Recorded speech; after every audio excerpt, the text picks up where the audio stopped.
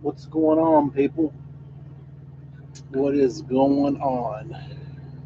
I am sitting up here in Springdale, Ohio. And yes, Greg, Ohio again. Kentucky, Ohio, North Carolina, Kentucky, Ohio. So, seems to be my dedicated route now for the last week and a half.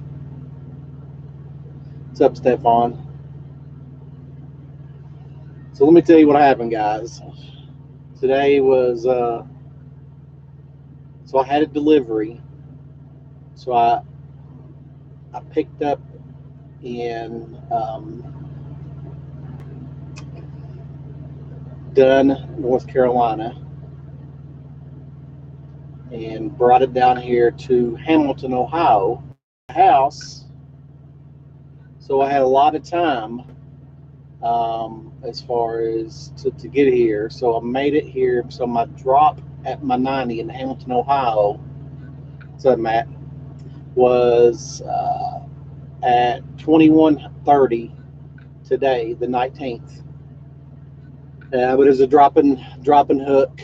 Uh, so I left out this morning, probably about 6:30.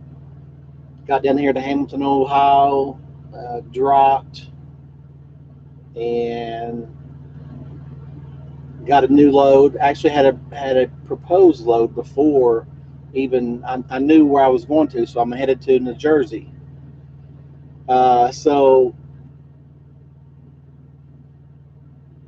I dropped off the load at Smithfield in Hamilton, Ohio, and went to go grab an empty trailer. They had probably, I don't know, they had like 6 or 7 of them.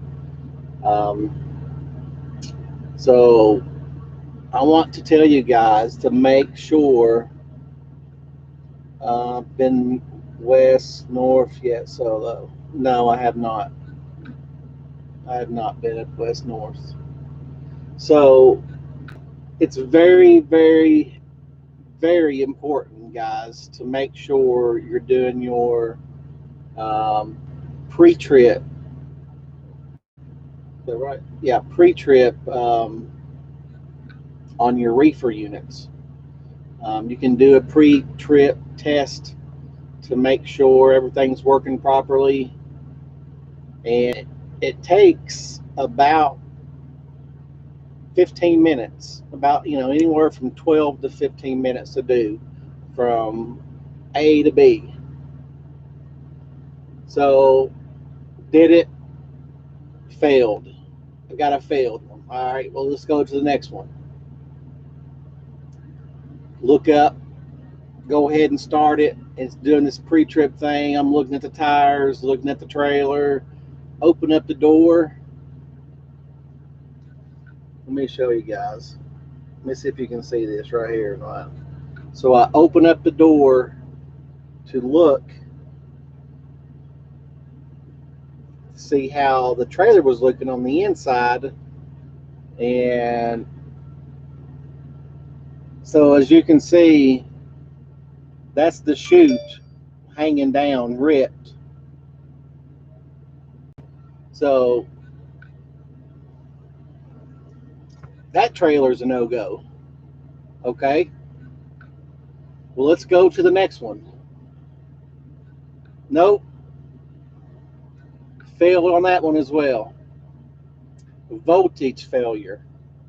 What's up, Prisoner of the Highway? What's up, Diaz Gaming? So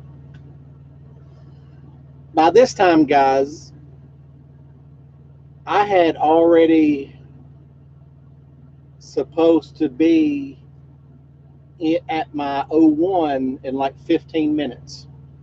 I hadn't even got a washout. Hell, I hadn't even got a trailer yet because I couldn't find one that was legitimately worth taking, that had good tires on it. And I didn't care about being clean because the washout place was right down the road. So I finally get a trailer. So I message Road Assist to kind of give them a heads up on the chute and everything, and the voltage. Um, failed. Well, they wanted me to, they sent me a message back telling me to take it to Carrier in Cincinnati. At that point, I had already left. I was just kind of giving you a, FYI, as far as what was going on with that trailer, because obviously it needed some attention to it. So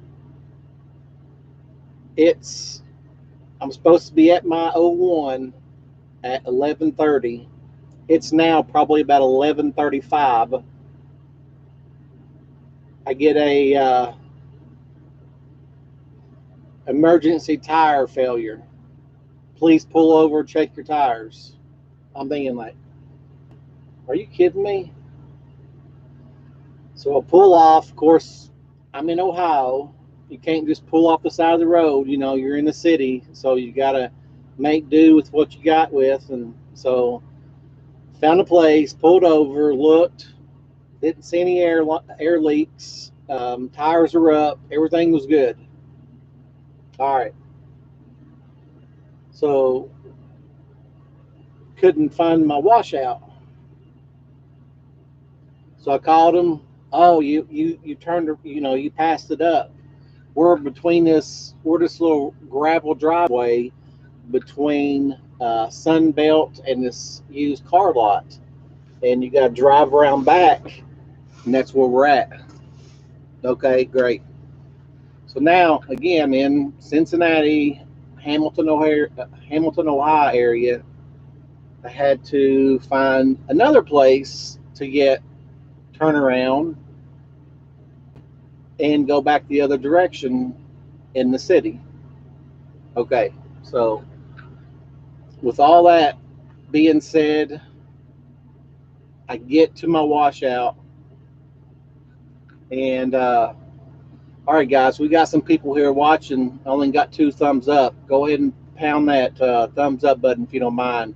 If you haven't subscribed to the channel, please do so. So I get to the washout place, and I pull in, and the guy says it may be an hour because they're washing out like tankers, like tanks. I'm like, oh, Jesus, take the wheel. Like Trucker Nene, Jesus, take the wheel. So I'm like, all right. So I get in the truck. I try to call the fleet manager. Was on hold for 28 minutes. Still no answer. So I messaged him, and I said, hey, man, this is what's happened. Just, am I going to get a service failure? Because, I had issues with the tires. I had to pull over. Then I had an issue that I had to get a washout before going to the 01 that was supposed to be a set of spot trailer, which typically means that it's going to be a drop and hook. It was a live load. Now, Tim has caller ID, yeah. So so in the meantime, my fleet manager messages me, and he says, can you make your 02 okay? And I said, yeah, I shouldn't have any problem. So I did not get a service failure. He moved my appointment from 11:30 to 12:30. I arrived at 12 o'clock to my 01, which is Smithfield here in Springdale, Ohio. And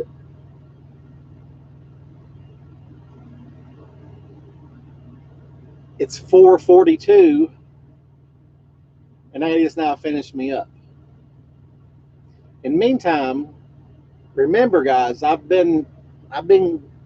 clock's been ticking since 6:30. So that's so what I've done is basically I'm just going to go ahead and complete my break. do another 6 hours here at Smithfield. They said I can go around back and park. But so I'll be running tonight, going toward Maryland. I got to Monrovia, Maryland. I got a two stopper.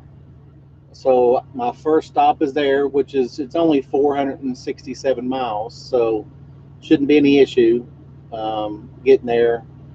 Oh, 9:30 is my appointment tomorrow, so shouldn't definitely be any issue.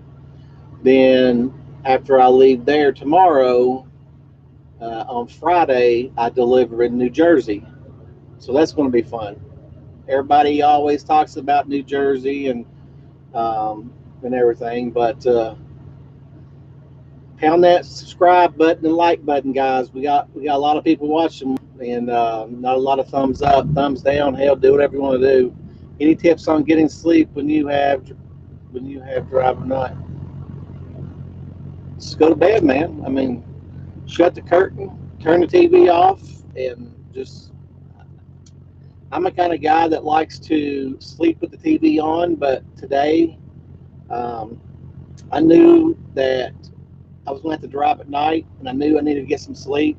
So I find myself sometimes, a lot of times, watching the TV versus going to sleep.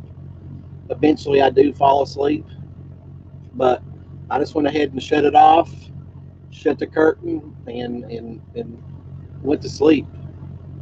Uh, like tonight, I'm going to be rolling out about 10 o'clock tonight, and got to get fuel. So still got some other things to do once I leave here. So what I planned on doing is, I'll get some coffee. You don't want to eat, Stefan. That's my biggest thing as far as once you have to drive at night. I typically do not eat anything, you know, after 7 or 8 o'clock because, and definitely don't eat anything during your 30-minute break or whatever because it's just going to do it. It's going to make you sleepy. Now, if you get hungry, what I suggest you do is, I'll munch on these, the almonds, but really anything carb related is going to just put you to sleep. Um, I remember the very first time I was driving nights on Chad's truck. He said, "Better not eat that. You're going to get sleepy. I'm telling you." And I was like, "Man, I got this. Yeah, I got this. All right. I managed it, but man, I didn't do it anymore because he was right." Okay, we'll be going through Northwest Mountains to Seattle tonight. Oh, nice. I've never been to Seattle before, um, so that'd be a cool place to go during the day and at night with all the lights and stuff as far as going through the city. But just wanted to kind of do this quick live for you guys. But I did not get a service failure because everything was really out of my control. I was 2 hours ahead of time on my appointment, and in those 2 hours, I had three bum trailers, emergency tire failure, and a washout I had to get done before I got to the O1. So definitely something that was out of my control. But I'm going to get off here because I'm going to catch some more sleep. Like I said, I got 5 hours. I slept probably about 3 to 4 hours I've already been here.